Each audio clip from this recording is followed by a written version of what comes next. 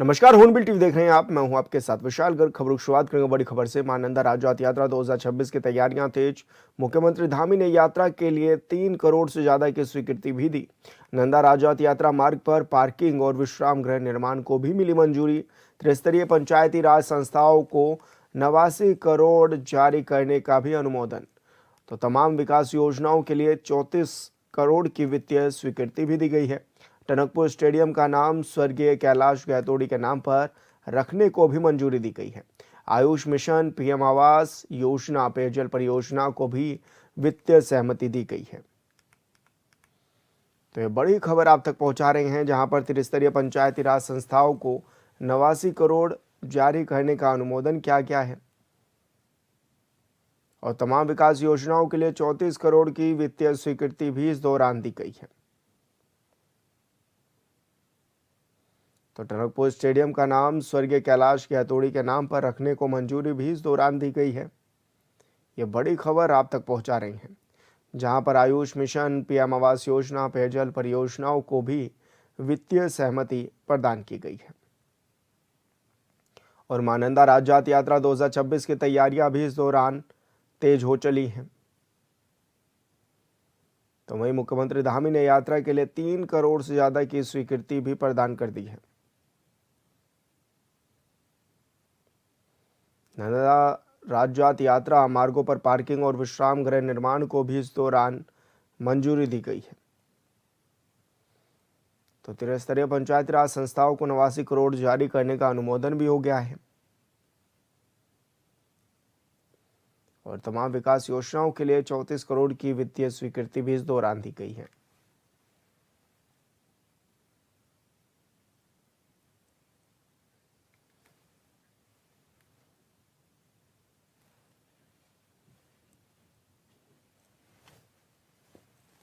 तो ये बड़ी खबर आप तक पहुंचा रहे हैं, जहां पर मुख्यमंत्री की ओर से स्वीकृति भी दी गई है और मां नंदा राज्य यात्रा 2026 की तैयारियां तेज है। और देहरादून से बड़ी खबर मिल रही है। मंत्री सुबोध उनियाल की अध्यक्षता में रोड कटिंग कार्यों की समीक्षा, मानकों के उल्लंघन पर सख्त एक्शन के भी निर्देश, शर्तों का पालन करने वाली एजेंसियों पर भी भारी जुर्माने का आदेश जारी किया गया है। तो निर्माण स्थल पर जूनियर अभियंता की उपस्थिति सुनिश्चित करने के भी निर्देश दिए गए हैं। अप्रैल तक सभी संचालित निर्माण कार्य पूरे करने की समय सीमा तय की गई है। बैरिकेडिंग, चेतावनी, संकेत, सुरक्षा मानकों के कड़ाई से पालन पर भी जोर दिया गया है। तो बड़ी खबर आप तक पहुंचा रहे हैं, जहां पर सुबोध उनियाल की अध्यक्षता में बैठक भी हुई। तो वहीं इस बैठक में विधायक खजान दास और डीएम सवीन बंसल भी मौजूद रहे। अप्रैल तक सभी संचालित निर्माण कार्य पूरे करने की भी बात कही गई है।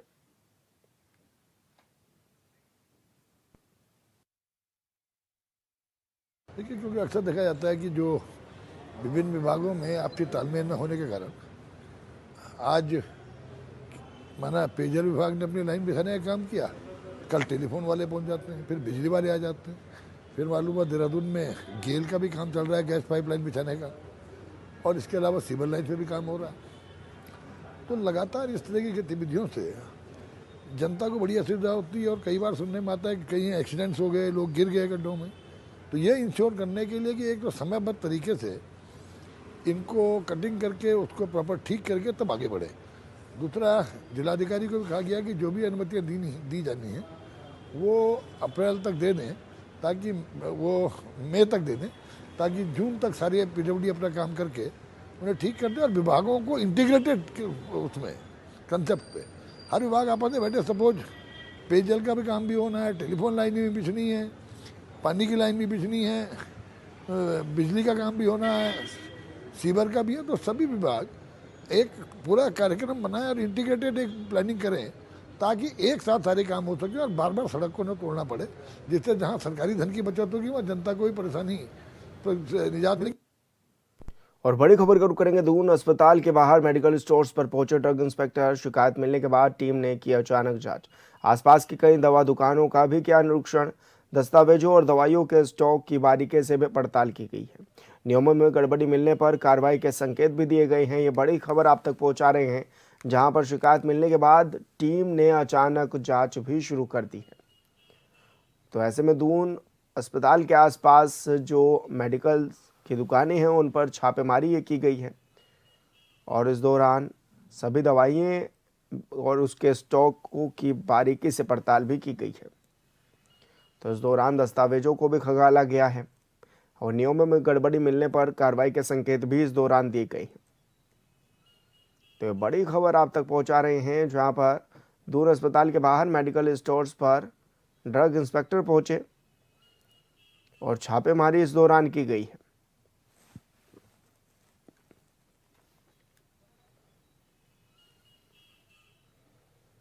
चंपावत के टनकपुर स्थित मां पूर्णागिरी धाम पर लगने वाले वार्षिक मेले का भव्य शुभारंभ मुख्यमंत्री पुष्कर सिंह धामी ने पूरे विधि विधान के साथ किया है।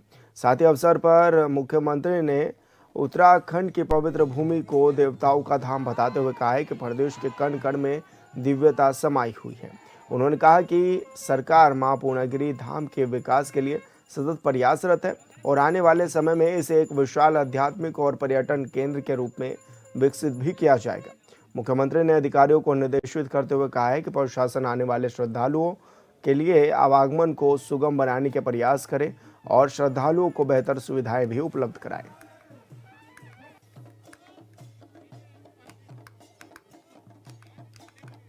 आज से उनका आवागमन यहाँ होना शुरू हो जाएगा। इस मेले की संपूर्ण व्यवस्थाएं अच्छी हों, आने वाले श्रद्धालुओं का एक अच्छा अनुभव यहाँ से लेकर जाएं और मेला आने वाले समय में वर्ष भर चले, इस निमित्त सारे काम यहाँ पर नियोजित किए जा रहे हैं। जो भी कामों का नियोजन किया जा रहा है, जो भी काम प्रस्तावित किए जा रहे हैं, वो इस दृष्टि से किए जा रहे हैं कि वो सभी स्थायी रूप से हों, अधिक से अधिक सुविधाएं हों, यहाँ पर पार्किंग अच्छी बने, सड़क निर्माण का कार्य अच्छा हो, पाटना घाट पर पुल के निर्माण की स्वीकृति प्रदान कर दी गई है। आने वाले समय में चूंकि इस मार्ग पर पुल बन जाने से ये मार्ग हमारा 12 महीने आवागमन के लिए सुरक्षित हो जाएगा। इसी प्रकार पेयजल की समस्याएं हैं, यहाँ पर पेयजल है, अन्य भवन है, उन सभी पर काम किया जा रहा है। हमारा प्रयास है यहाँ पर मोबाइल नेटवर्क भी अच्छा स्थापित हो, यहाँ आने वाले श्रद्धालु माँ का दर्शन भी करें। माँ के दर्शन के साथ साथ पूरा चंपावत जनपद जहाँ पर अनेक देव स्थान है, अनेक हमारे पर्यटक स्थान है, उन स्थानों पर भी भ्रमण के लिए जाएं। इस प्रकार की व्यवस्था यहाँ पर की जाए। उधम सिंह नगर के खटीमा में होली मिलन समारोह का आयोजन किया गया है, जिसमें प्रदेश के मुखिया पुष्कर सिंह धामी भी शामिल हुए। समारोह को संबोधित करते हुए धामी ने कहा कि खटीमा में उनका विशेष लगाव है। जी और गौरी शंकर अग्रवाल जी से मैं श्रीमान रमेश चंद्र जोशी जी जो कि जिले के महामंत्री हैं और श्रीमान नंदन सिंह खड़ा जी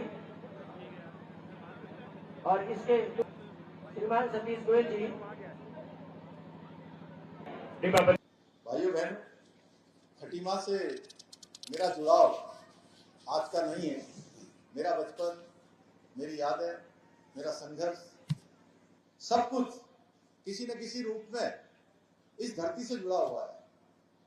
बहुत संघर्ष किया है हम लोगों ने। मुझे याद है कि नगरा तराई काला पुल से मैं खटीमा में मोहन तिवारी की दुकान तक आने में अधिकतम 10 मिनट लगाता था साइकिल। इतनी तेज चंजी आप भी नहीं चलाते होंगे साइकिल। मात्र 10 मिनट में, तब रोड इतनी अच्छी भी नहीं होती थी।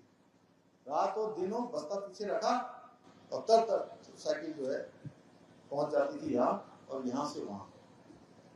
और एक बार तो बड़ी जोर की बात हुई, मैं कक्षा 11 में पढ़ता था यहाँ, यही थारू राजकीय इंटर कॉलेज में। रामू भाई आप तो हमसे सीनियर थे सर, तो आप तो डिग्री कॉलेज पहुंच गए थे, तब आपका चुनाव चलता था। तो अब क्या हुआ कि मैं साइकिल खड़ी करी मैंने और मेरी साइकिल चोरी हो गई। हमने दिन में मुझे लगता है 12:30-1 बजे का टाइम होगा, मैं देखा तो मेरी साइकिल ही नहीं वहां पर। अब साइकिल नहीं, मैं बड़ा परेशान हुआ कि अब मैं कैसे घर जाऊंगा यहाँ से। कोई गाड़ी भी नहीं चलती थी वहां उस रोड, बस चलती थी यहाँ से। ये मिलन का जो मैं आपसे पूछ रहा था ना, वो मिलन कहाँ गया, मिलन कहाँ गया, घी वाला, दूध वाला, वो भाग जाता है अंदर जाके हमको देख के, पता नहीं क्या बात है। क्यों मनोज भाई, सही बात है ना, वो कुछ छुप जाते हैं उधर को। अरे बुरा न मानो, होली है यार, कुछ सच कुछ वैसे कुछ ऐसे।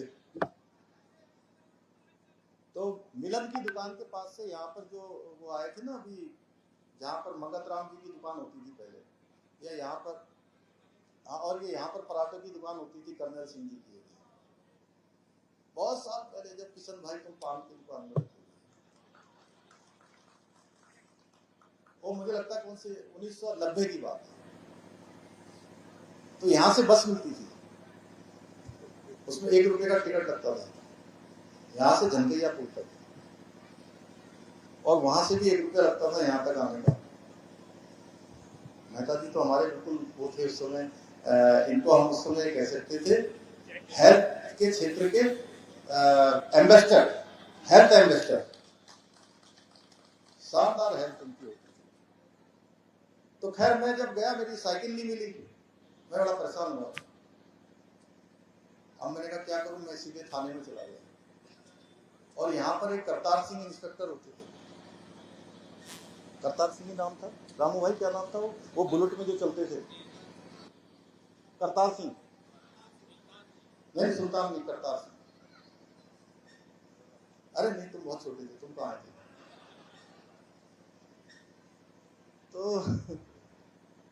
मैं गया उनके पास, मैंने कहा साहब साइकिल चोरी हो गई। तो मैंने तो बोले कि साइकिल चोरी हो गई तो अब क्या करें, साइकिल तो अभी मिलेगी नहीं। तो मैंने कहा मैं घर कैसे जाऊंगा साहब? तो उन्होंने मुझे कहा कि अब एक ही काम हो सकता है, यहाँ पर 50-60 साइकिलें रखी हुई हैं जो हमने जो है ऐसे ही कहीं से बरामद करके या करके जो है रखी हुई है, उसमें से जो एक पसंद आए ले लो भैया, इसमें तुम तो मैं बहुत साइकिलें ढूंढी, मैंने एक एक करके साइकिल ढूंढी। अब वो किसी के टायर नहीं, किसी का रिम खराब, किसी का चैन खराब, किसी की तिल्ली नहीं थी, किसी की गद्दी नहीं थी, किसी के ब्रेक उखड़े हुए थे। बड़ा परेशान में सब साइकिलें देखी, उसमें से एक मिली मुझे जिसमें केवल अंदर का ट्यूब डालना था। फिर मैं उठा के लाया, और यहाँ पर A1 और जो हमारा अरोड़ा जी के साइकिल की दुकान थी ना यहाँ पर, वहां से फिर बदलवाए, और वो साइकिल भी पूरे हमने 2 साल तक चलाई,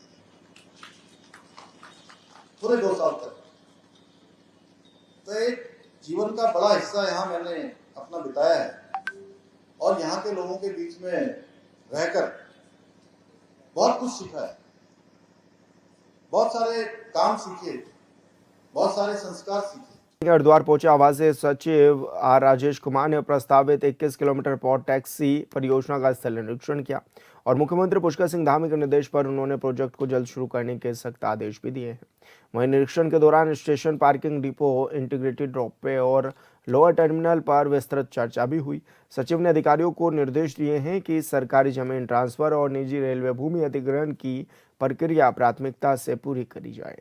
उत्तराखंड मेट्रो रेल कॉरपोरेशन के प्रबंधक निदेशक ब्रजेश कुमार मिश्रा ने बताया कि परियोजना की कुल लंबाई 20.74 किलोमीटर है, जिसमें 21 स्टेशन भी बनेंगे।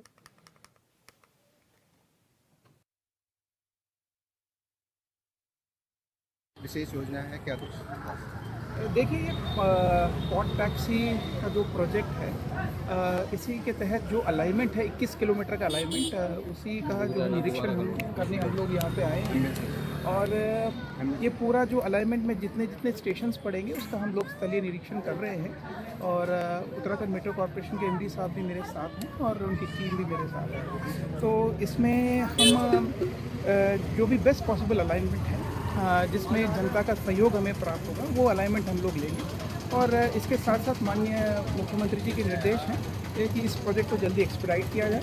और इस इंस्पेक्शन के बाद हम लोग मुख्य सचिव महोदय के साथ भी डिस्कशन करेंगे, और जो साइट विजिट के जो निष्कर्ष हैं वो मुख्य सचिव महोदय और सीएम साहब के साथ हम लोग शेयर करेंगे और इस प्रोजेक्ट को जल्द से जल्द थ्रू करने की कोशिश।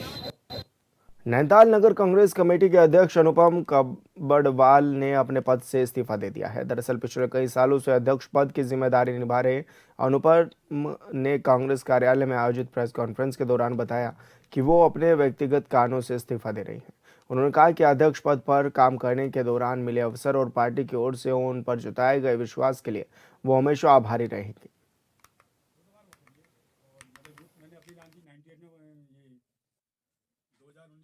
ये जो मेरा निर्णय है, ये आज भी मेरा व्यक्तिगत रूप से आज भी मेरे बहुत से नगर कांग्रेस परिवार के लोगों को कोई भी वो सब अभी जब सूचना मिल रही है तो धीरे धीरे इकट्ठा हो रहे हैं।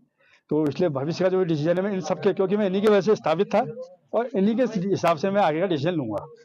पार्टी को मैं कहीं पर कमजोर करके नहीं जा रहा हूँ, क्योंकि पार्टी आप कोई लंबे टाइम से देख रहे होंगे कि मैं नेता विहीन पहला ऐसा नगर अध्यक्ष था जो अपने बल पे कांग्रेस को यहाँ पर चलाने की कोशिश कर रहा था। और आज भी मैं पार्टी को संदेश देकर जा रहा हूँ, पार्टी यहाँ पर कोई योग्य उम्मीदवार को लाए। और मेरी जो अपनी नजर में आज की मैं पार्टी की और जब कांग्रेस परिवार जो है वो सिर्फ आज भी संजीव आ रही है। ठीक है, उन्होंने स्पष्ट रूप से अभी मेरे से मना कर दिया, बाकी मैंने उससे ऊपर के बड़े लेवल की अपनी बात नहीं जान सकता। और मेरा ये आज भी पार्टी को भी एक संदेश है कि देखिए पद से हट रहा हूँ। जब मैं बना था मैं सर्वसम्मति से बना था, मैं नहीं बनना चाह रहा था। तो पार्टी ने कार्यकर्ता के रूप में मेरे ही लोगों ने कार्यकर्ताओं ने कांग्रेस कार्यकर्ताओं ने नाम बनाया, उन्होंने मुझे दूसरी बार भी जब मौका आया तो मैं तब भी नहीं बना था, तब भी सर्वसम्मति बनी। तीसरी बार भी अब यह है कि कोई नेता भी नहीं है, कोई वो भी नहीं है, तो मैंने आज भी ये पार्टी को कह रखा है कि थोपिएगा मत। कांग्रेस की इसी नीति की वजह से संगठन हमारा कमजोर जाता है। कार्यकर्ता को आप कहते हैं हमारी रीढ़ की हड्डी है, कार्यकर्ता आप रीढ़ की हड्डी कहते हैं, तो इस रीढ़ की हड्डी की बात सुन लीजिएगा। वो रीढ़ की हड्डी मेरे नगर कांग्रेस परिवार में मेरा ध्रुव विरोधी भी होगा, मैं उसके संग भी कंधे से कंधा मिला के तन मन धन से सबसे पहले माला मैं डालूंगा। हरिद्वार में ड्रग इंस्पेक्टर अनिता भारती ने यूथ कांग्रेस जिलाध्यक्ष केश खुराना के खिलाफ मुकदमा दर्ज कराया है। बता दें कि फेसबुक पर कथित रिश्वत लेने का आरोप लगाया गया था। वहीं ड्रग इंस्पेक्टर अनिता भारती ने आरोपों को निराधार, भ्रामक और हानिकारक बताया है। उन्होंने कहा कि सुनियोजित तरीके से छवि धूमिल करने और अफवाह फैलाने की कोशिश की जा रही है। साथ ही उन्होंने भारतीय न्याय संहिता और IT एक्ट 2000 की धाराओं में कार्रवाई करने की भी मांग की है।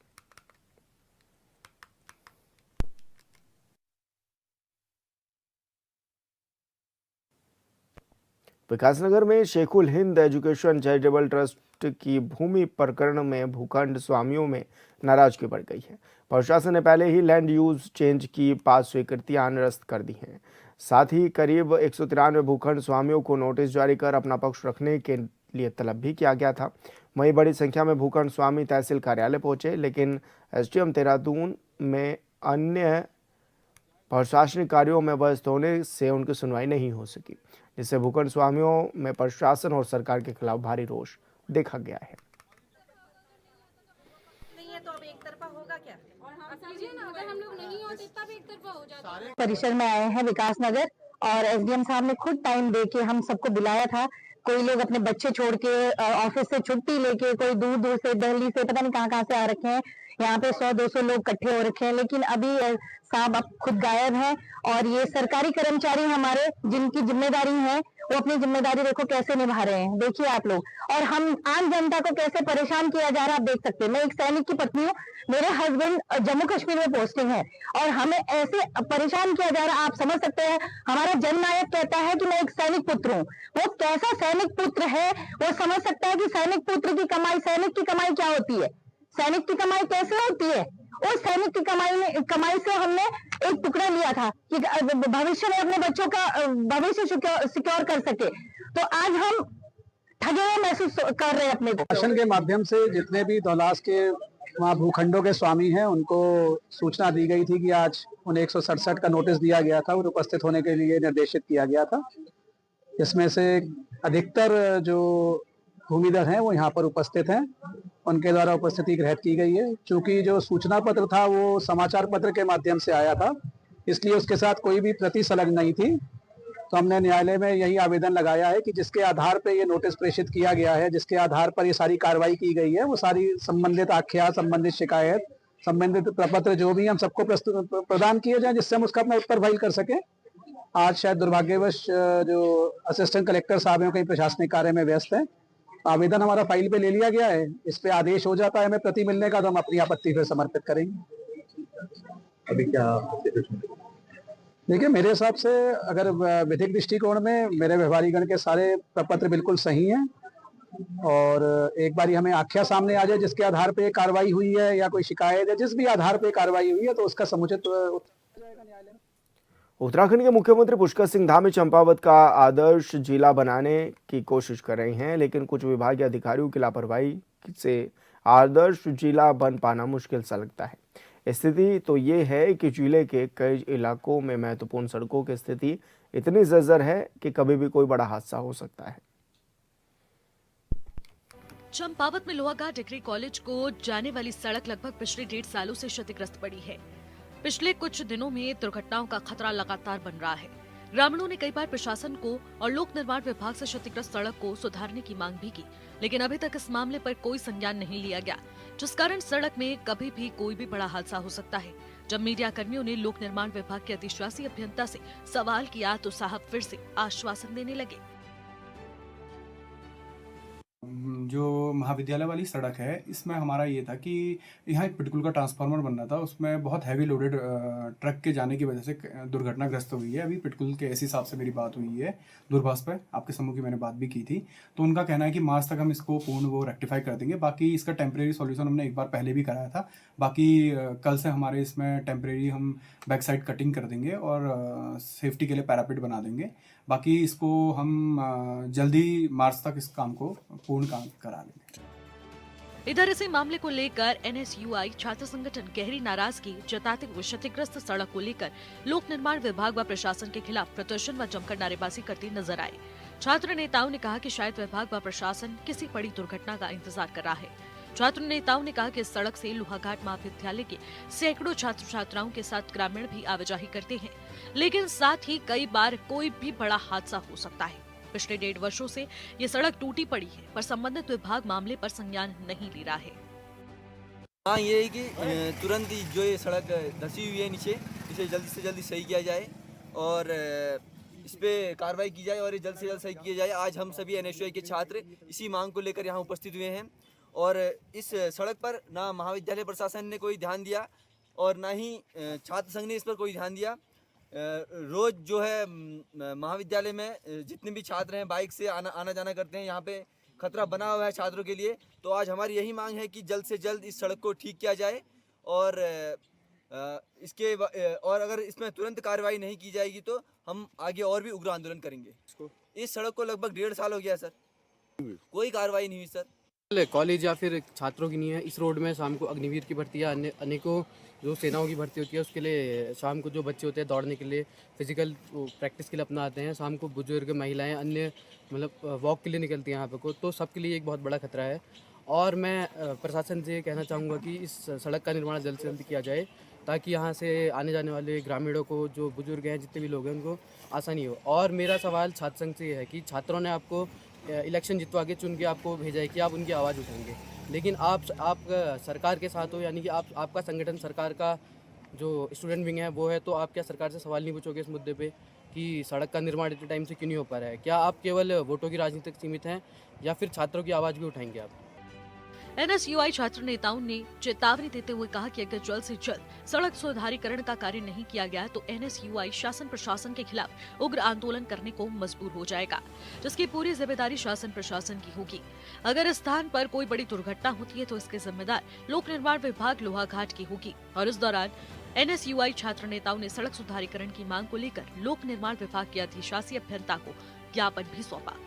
चाहता हूँ कि प्रशासन इस पर जल्द से जल्द कार्रवाई करे और छात्रों की मांग को जल्द से जल्द पूरा करे, पर छात्र की जान को खतरा है और मैं चाहूँगा कि जल्द से जल्द इसमें कार्रवाई की जाए। ये समस्या सिर्फ छात्रों की नहीं है, अपितु यहाँ के सभी ग्रामीणों की है।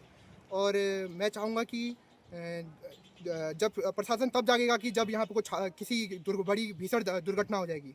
यही मांग है कि इसको रोड को जल्द से जल्द ठीक कराया जाए और इस रोड को एकदम बेहतरीन बनाया जाए, तो छात्र उग्र आंदोलन करने में विवश हो जाएगा।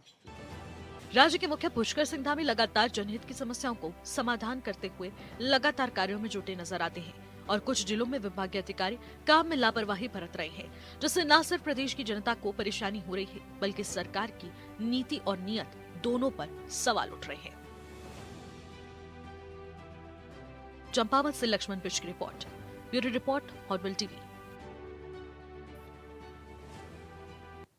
और फिलहाल इस बुलेटिन में इतना ही। आप देखते रहिए हॉर्नबिल टीवी। नमस्कार।